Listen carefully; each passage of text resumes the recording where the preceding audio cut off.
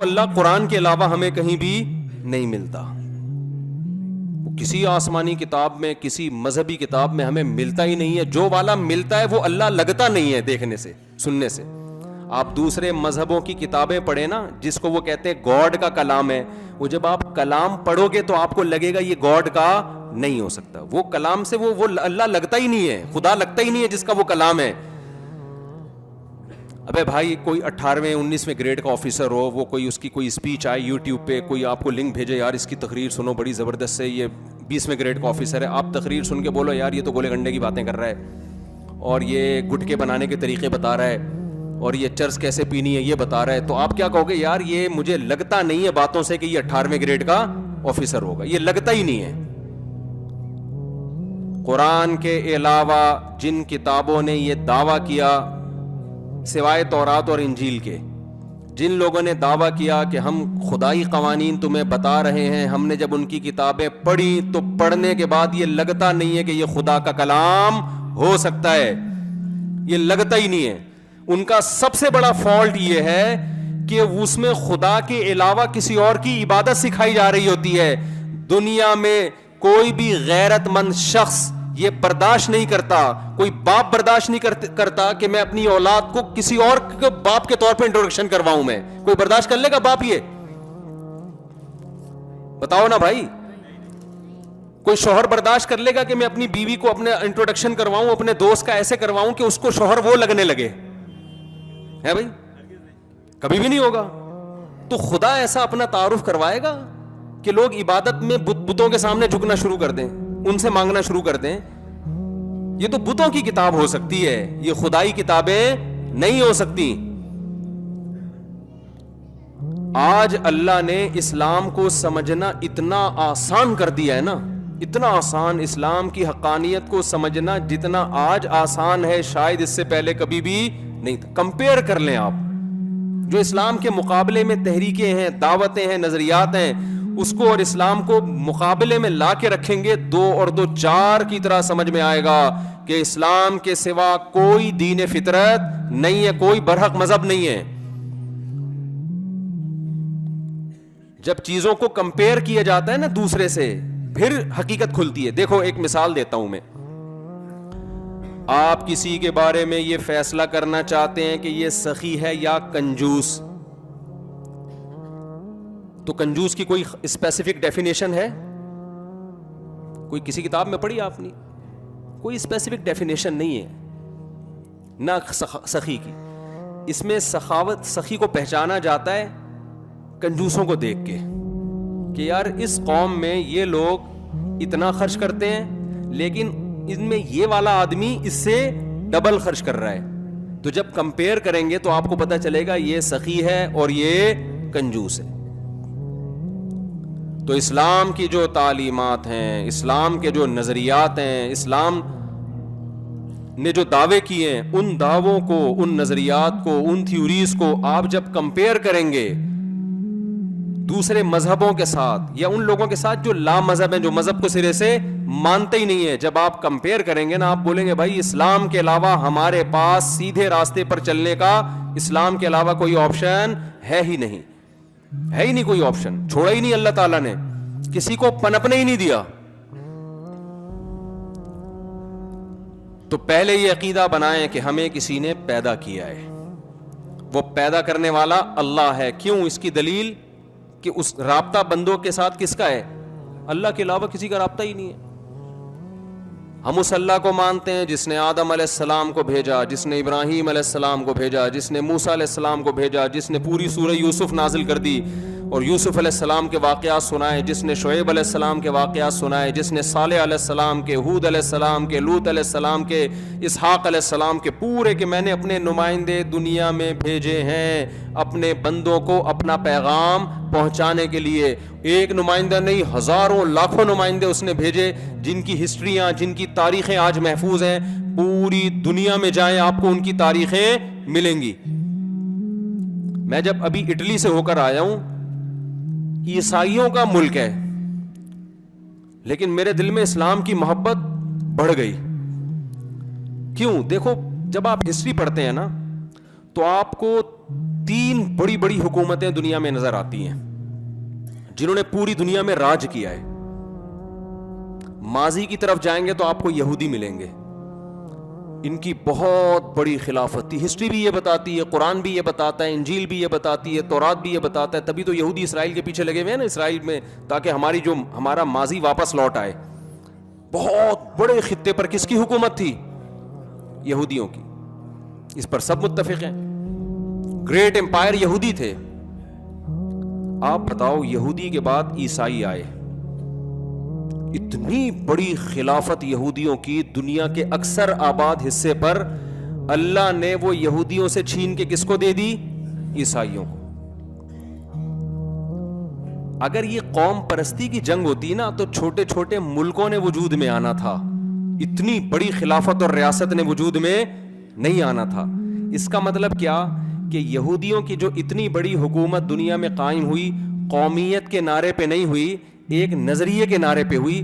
اس نظریے میں اتنی اٹریکشن تھی کہ لاکھوں لوگوں نے اس نظریے کے پیچھے قربانی دی اور قوم پرستی کو چھوڑا, اور اس کلمے اور اس نظریے کے پیچھے پوری دنیا میں اللہ نے ان کی حکومت کو قائم کیا. یہ آسانی سے ممکن نہیں ہے. یہ جب تک کوئی مضبوط تھیوری نظریہ پیچھے نہیں ہوتا, لوگوں کے لیے جان دینا ممکن نہیں ہوتا. قومیت کا نعرہ تو ہٹلر نے لگایا تھا نا, چند ملکوں پہ قبضہ کر کے رشیا میں گیا تو پٹ پٹا کے واپس آ گیا وہاں سے. سمجھ میں آ رہی ہے نا بات؟ اس نے قومیت کا نعرہ لگایا تھا. تو قومیت کے نعرے چلتے نہیں ہیں کیونکہ قومیں مختلف ہوتی ہیں, وہ اس نعرے پہ تھوڑی جمع ہوں گی. رشین کہیں گے تیری قوم جرمن ہے, ہماری رشین ہے, ہم کیوں تجھے مانے بھائی. تو میں نے جا کے اٹلی میں دیکھا عیسائیوں کی جو ہے نا کتنے بڑے بڑے church. Once upon a time کیسا راج تھا ان کا دنیا پہ. جتنی بڑی ہماری مسجدیں ہیں اس سے بڑے بڑے چرچ ان کے. کتنا پیسہ خرچ کیا, کتنی بڑی بڑی حکومتیں, اور کتنی بڑے خطے پر ان کی ریاست. وجہ کیا کہ یہود حضرت موسیٰ علیہ السلام کو مانتے تھے, سچے پیغمبر کے ماننے والے تھے, دین پر چلتے رہے. اللہ نے ان کے ذریعے پوری دنیا میں دین کو نافذ کیا. پھر دنیا میں عیسائیت آئی. عیسائی چونکہ حضرت عیسیٰ علیہ السلام سچے پیغمبر کو مانتے تھے, تھوڑے سے تھے, لیکن اللہ نے یہودیوں سے لڑوا کے ان کو, یہودیوں کی گریٹ امپائر, گریٹ حکومت کا خاتمہ کر کے خلافت کس کی قائم کر دی دنیا میں؟ عیسائیوں کی. عیسائیوں کے بعد اسلام آیا. اسلام جب آیا, مکہ میں ایک یتیم پیغمبر صلی اللہ علیہ وسلم جو نہ لکھنا جانتے نہ پڑھنا جانتے, کوئی یونیورسٹی نہیں مکہ میں, کوئی تعلیم کا ذریعہ نہیں, لکھنے پڑھنے سے عاری لوگ, اور ادھر روم جو تھے ان کی اتنی بڑی خلافت تھی, وہ لکھنا بھی جانتے تھے, پڑھنا بھی جانتے تھے, مذہب کو فالو کرتے تھے. لیکن اللہ نے آخری نبی صلی اللہ علیہ وسلم کو بھیجا مکہ میں جہاں پانی نہیں ہے. ان کو قرآن ان پہ نازل ہوا, اور عرب کے وہ بدو جن پہ کوئی حکومت کرنا پسند نہیں کرتا کہ ان میں مینجمنٹ کے علاوہ سب کچھ ہے, ان کو جوڑا نہیں جا سکتا, جس کو قرآن نے بیان کیا لو انفقت ما فی الارض جمیعا, اے محمد صلی اللہ علیہ وسلم اگر پوری دنیا کی دولت بھی آپ ان پہ خرچ کر دیتے, ان کے دلوں کو آپ جوڑ نہیں سکتے تھے. ولیکن اللہ الف بینہم, اللہ نے ان کے دلوں کو اس کلمے کی برکت سے جوڑ دیا ہے. تو کتنی زبردست قربانیاں انہوں نے دی ہیں, اور قوم پرستی کا کیسا خاتمہ کیا ہے. ہمارے نبی صلی اللہ علیہ وسلم کی جنگ سب سے پہلے عرب کے خلاف ہوئی ہے, حالانکہ آپ عربی تھے. غزوہ بدر ہوئی ہے نا پہلے, ادھر بھی عرب ادھر بھی عرب, اور پھر عرب میں آپ صلی اللہ علیہ وسلم کی جنگ قریشیوں کے خلاف ہوئی ہے جو آپ کا خاص قبیلہ تھا. پھر قریشیوں میں بنو ہاشم کے خلاف ہوئی ہے جو اس قبیلے در قبیلہ جو آپ کا خاص قبیلہ ہے. آپ اپنے چچا پھوپھی زاد بھائیوں سے آپ کی سب سے پہلے جنگ ہوئی ہے. اس میں اسلام نے اس کانسیپٹ کا جو ہے نا جڑ سے اکھاڑ دیا کہ قوم پرستی کی اسلام میں جنگ کا تصور نہیں ہے. زمین پہ حکومت ہوگی, لڑائی ہوگی, ایک نظریے کے پیچھے. وہ نظریہ کیا ہے؟ ہم خدا کو, اس کے پیغمبروں کو ماننے والے ہیں, اور دنیا میں اللہ کے احکامات کو ہم اپنے اوپر بھی نافذ کریں گے, دنیا میں بھی نافذ کریں گے. اس نظریے میں اتنی پاور, اتنی طاقت, خدا کی قسم کسی معاذ اللہ نقل کفر کسی جھوٹے نبی کو فالو کرنے والے اتنی بڑی قربانیاں نہیں دے سکتے. تھوڑے عرصے میں, انگریز لکھتے ہیں یہ بات کہ دنیا حیران ہے کہ اتنے تھوڑے سے عرصے میں, حضرت عمر کا جب دور حکومت آیا ہے 22 لاکھ مربع میل پر مسلمانوں کی حکومت قائم ہو چکی تھی. کتنے بڑے حکومت. میں دنیا میں جہاں بھی گیا ہوں نا, جب ان کی ہسٹری پڑھی ہے پتا چلا یہاں صحابہ کرام آ چکے تھے. دنیا میں آپ جہاں بھی جاؤ, ناروے جو ہے نا، ناروے جو بالکل دنیا کا آخری کنٹری ہے، اس کا بھی نارتھ جہاں سورج نکلتا ہی نہیں ہے، کبھی نکلتا ہے تو ڈوبتا نہیں ہے، وہاں ایک بورڈ لکھا ہوا ہے اینڈ آف دا ورلڈ. وہاں جانے کا پروگرام ہے انشاءاللہ. ابھی سردی تھی، فلائٹیں کینسل ہو رہی تھی، ورنہ ہم چلے جاتے. وہاں بھی مسلمانوں کے سکے موجود ہیں. جب گئے نا وہاں لوگ، تو وہ جو عرب کے تجارتی سکے ہوتے ہیں نا، اب یہ نہیں پتا کہ وہاں مسلمانوں کی حکومت ہے یا عربوں سے تجارتی لین دین. کوئی دنیا کا کونا ایسا نہیں ہے جہاں اسلام نہ پہنچا ہو. وہ بھائی اونٹوں پہ کیسے اتنے لمبے لمبے سفر کیے. یہ تو بڑی، روم کی تو بڑی طاقتیں تھیں. حکومتی سطح پہ جب کوئی قوم لڑائی کی تیاری کرتی ہے اور 1000 سال سے وہ اپنے آپ کو اسٹیبل کر رہی ہو، تو کیا آپ اس کی طاقت اور قوت کا اندازہ لگا سکتے ہو؟ ادھر عرب کے بدو ہیں جن میں سائنس کے علاوہ سب کچھ ہے ان کے پاس، کوئی سائنسدان نہیں تھا ان کے پاس. تو آپ مجھے ایک بات، یہ خوشبو کس نے اتنی تیز لگا دی ہے یار؟ یہ اچھی بلی چل رہی تھی دھوئیں والی عود کی. سائنس نہیں ہے نا، مسئلہ سارا یہی. تو آپ مجھے ایک بات بتاؤ، یہ ایک معجزہ ہے یا نہیں ہے کہ پہلے یہودیوں کی اتنی بڑی حکومت وہ کیسے قائم ہو گئی بھائی؟ پھر یہودیوں کے بعد عیسائیوں کی اتنی بڑی حکومت وہ کیسے قائم ہو گئی؟ پھر عیسائیوں کے بعد کس نے حکومت کی ہے دنیا پہ؟ مسلمانوں نے راج کیا. آپ افغانستان میں کابل جاؤ، حضرت عثمان رضی اللہ تعالیٰ عنہ کے دور میں کابل فتح ہو گیا تھا. آذربائیجان جاؤ، میں گیا ہوں نا آذربائیجان، ازبکستان گیا ہوں، ازبکستان. آپ وہاں کی ہسٹری پڑھو، حضرت عثمان کے دور میں یہاں پر مسلمان فوجیں داخل ہو چکی تھی. حضرت حذیفہ بن یمان رضی اللہ تعالی عنہ نے آذربائیجان سے، بخاری یا مسلم کی روایت ہے، آذربائیجان سے حضرت عثمان کو خط لکھا، آذربائیجان سے، کہ قرآن کا ایک نسخہ متعین کریں. لوگ مختلف قراتوں، مختلف نسخوں کی وجہ سے کنفیوژن کا شکار ہو رہے ہیں. آذربائیجان یا پوری دنیا میں تمام لوگوں کو ایک قرآن، ایک مصحف مرتب کر کے دے. حضرت عثمان نے فوراً مشاورتی کونسل بلائی اور اس پر کام شروع کر دیا. تو یہ خط کہاں سے گیا تھا حضرت عثمان کے پاس؟ آذربائیجان کہاں ہے؟ حضرت عثمان کدھر تھے؟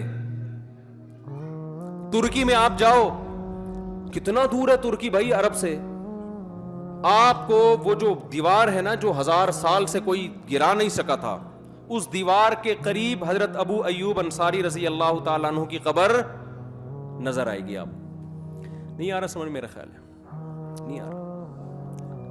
کسی ایسے نعرے کے پیچھے نا، جس نعرے میں دم نہ ہو، جس نعرے میں دم نہ ہو، جس نظریے میں دم نہ ہو، اس نظریے کی بیس پر اتنا بڑا انقلاب دنیا میں کبھی بھی نہیں آتا. پہلے بنو امیہ کی خلافت، خلفائے راشدین کی خلافت قائم ہوئی، پھر بنو امیہ کی خلافت میں اور اسلام دنیا میں پھیلا ہے. محمد بن قاسم، آپ کیا سمجھتے ہو کس دور کا آدمی تھا جب وہ سندھ فتح کیا ہے؟ ملتان تک آ گیا تھا وہ. یعنی آپ اس نقشہ دیکھو نا، اس زمانے میں، پہلی صدی ہجری کی بات کر رہا ہوں میں، دنیا میں چاروں طرف آپ نظر دوڑاؤ گے مسلمان فاتحین داخل ہو رہے تھے. دیبل کے راستے سندھ میں محمد بن قاسم آیا. محمد بن قاسم کا شمار تابعین میں ہوتا ہے، جس نے صحابہ کی زیارت کی تھی. 17 سال کی عمر میں محمد بن قاسم لشکر کو لے کے چلا ہے. 17 سال کی عمر میں. سوچو میپ کیسے پڑھا ہوگا کہ دیبل کدھر ہے، سندھ کدھر ہے، راجہ داہر پہ کیسے حملہ کرنا ہے. راجہ داہر اور اس جیسے کمانڈر کی تو صدیوں سے وہاں حکومت تھی.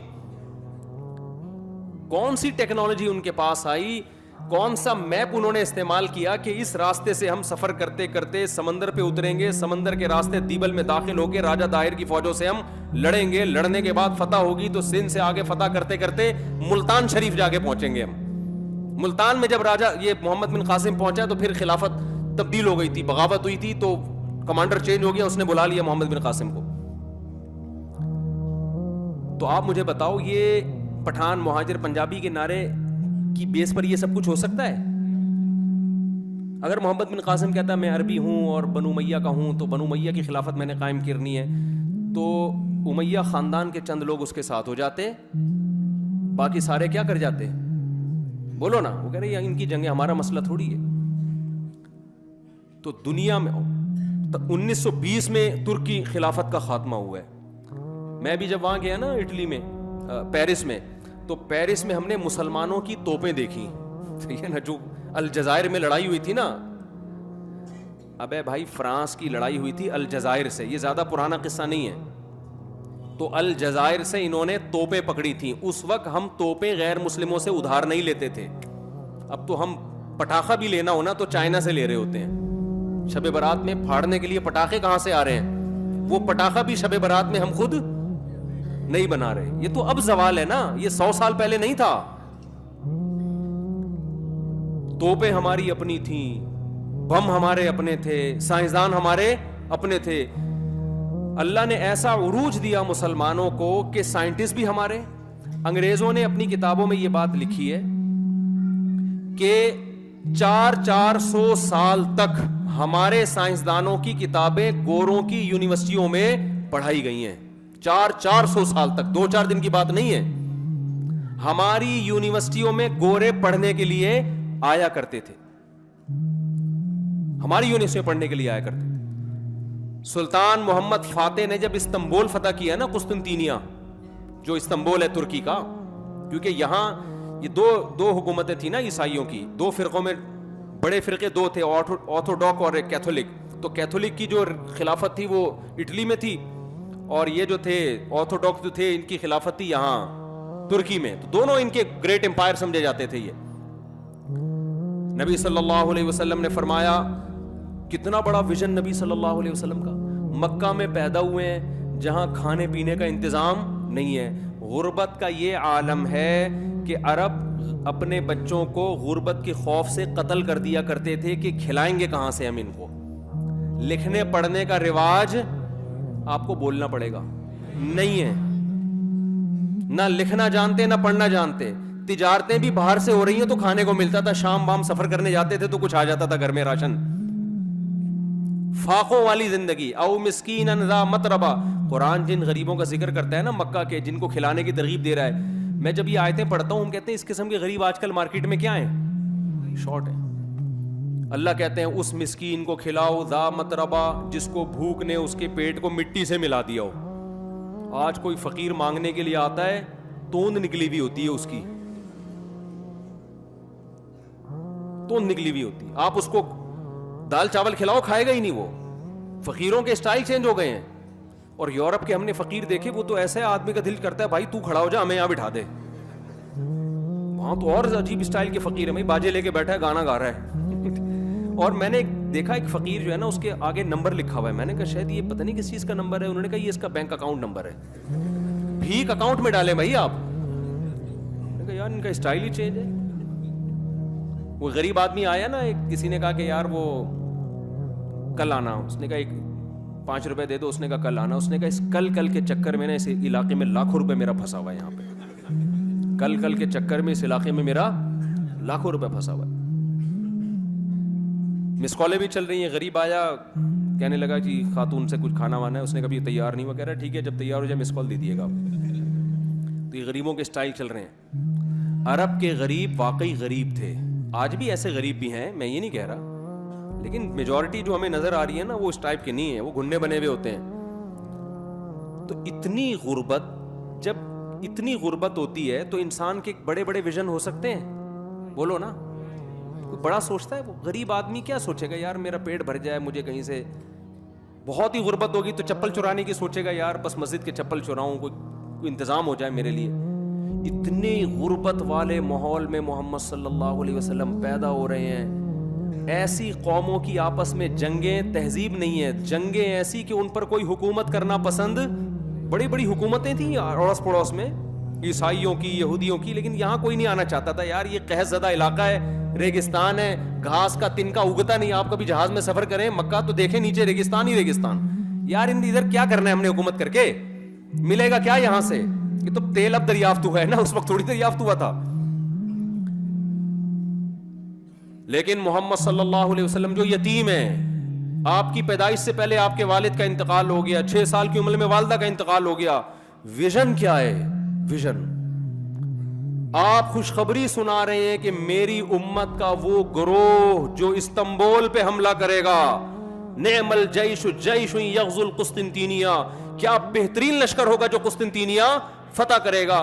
میں اور آپ اس دور میں ہوتے, ہم کہتے بھائی یہاں کھانے کی بات, کھانے کو روٹی نہیں ہے بھائی, کھانے کو. جیسے وہ ایک عورت نے اپنے میاں سے بولا کہ میں نے سوچا ہے کہ ہم سوئٹزرلینڈ چلتے ہیں گھومنے پھرنے کے لیے, تو آپ بتائیے خرچہ کتنا ہوگا. اس نے کہا کچھ بھی خرچہ نہیں ہوگا. اس نے کہا سوئٹزرلینڈ کا کوئی خرچہ نہیں. کہتا ہے بیگم سوچنے پر کوئی خرچہ نہیں. اگر ایک غریب آدمی کی بیگم یہ بات کرے کہ ہم نے سوئٹزرلینڈ جانا ہے, اور وہ کہے کہ ویژن بڑا ہونا, جیسے موٹیویشنل اسپیکر آج کل بتا رہے ہوتے ہیں نا, آپ لوگ سنتے ہوں گے بہت سارے نوجوان موٹیویشنل اسپیکرز کو, بڑی بڑی بات صحیح بھی کرتے ہیں, باتیں بہت پھینک بھی رہے ہوتے ہیں لمبی لمبی. ویژن بڑا ہونا چاہیے. ابے کتنا بڑا ویژن کرے گا آدمی. لوگ مذاق اڑائیں گے دکان پکوڑوں کی, باتیں کیا کر رہا ہے. ٹھیک ہے بڑا ویژن ہونا چاہیے, لیکن کتنا بڑا ہونا چاہیے, اس کی بھی ایک لمٹ ہونی چاہیے نا. تو اب آپ بتاؤ, آج کوئی اس طرح کا غریب آدمی ہو اور وہ یہ دعویٰ کرے کہ یوں ایسا جس نے جو ہے نا یہ کر دیا, تو آپ کیا کہیں گے, بھائی تو اپنی اوقات دیکھ کے بات کر, تو باتیں کیا کر رہے ہیں. لیکن محمد صلی اللہ علیہ وسلم نے جب فرمایا کہ بہترین لشکر وہ ہے جو قسطنطینیہ پہ, وہ بھائی عیسائیوں کی ایسی ریاست ہے یار جو 1000 سال تک کوئی اس کو فتح نہیں کر سکا. اتنی موٹی دیوار جس پر گاڑیاں چلتی ہیں, چلتی تھی بھی اب بھی ہیں, اور چاروں طرف انہوں نے اس کا حصار کھینچا ہوا ہے. دنیا میں کوئی اس دیوار کو کراس نہیں کر سکتا. ایسی توپ اب تک ایجاد نہیں ہو جس دیوار میں دراڑ مار دے. کتنا, اور اس وقت تو ایسی توپیں تھی بھی نہیں. لیکن آپ صلی اللہ علیہ وسلم خوشخبری سنا رہے ہیں, سب سے بہترین لشکر, نعم الامیر امیرھا, اس کا کمانڈر کتنا اچھا ہوگا جو قسطنطینیہ پہ کو فتح کرے گا.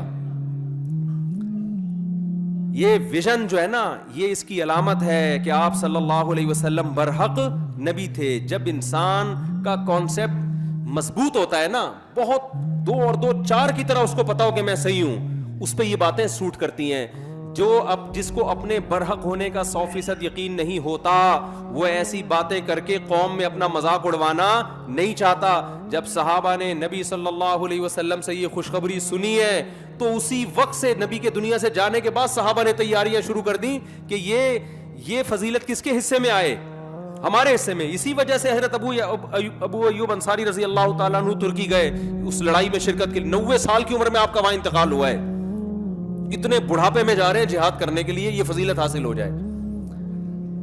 سمجھ میں نہیں آ رہی میرا خیال ہے بات. تو آپ ہسٹری اگر اینک لگا کے پڑھے نا, تو آپ کو لگے گا بھائی دنیا میں حکومتیں کس نے کی ہیں, آسمانی مذاہب نے. اس کا مطلب ان کا لنک پیغمبروں کے ساتھ تھا, چاہے وہ یہودیت ہو, چاہے وہ عیسائیت ہو, چاہے وہ اسلام ہو. آج بھی دنیا میں میجورٹی کس کی ہے, جو آسمانی مذاہب کو مانتے ہیں.